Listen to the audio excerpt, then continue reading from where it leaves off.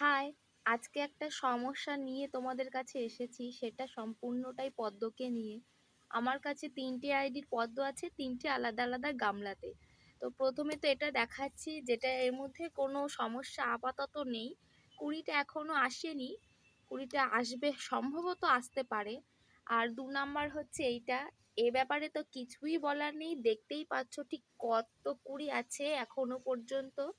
তবে যেটা নিয়ে সমস্যা সেটা হচ্ছে এইটা, আমার কেন জানি মনে হচ্ছে যে গাছটা গ্রোথ একদমই থেমে গেছে, কিচ্ছু হচ্ছে না। তো আমি চাইছি যে এটাকে রিপোর্ট করার, আদৌ রিপোর্ট করলে এটা সঠিক বা ঠিক হবে কি না।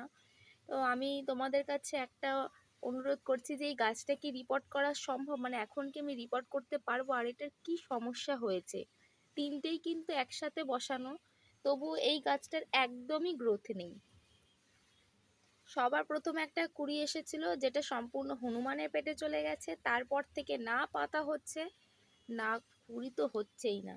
তো আজকে এটা আমি আর রিপোর্ট করার সাহস নিচ্ছি, দেখা যাক এটা রিপোর্ট করলে ঠিক হয় কি না, আর আদৌ রিপোর্ট করা যাবে কি না সেটাও তোমাদের কাছে একবার জানতে চাইছি।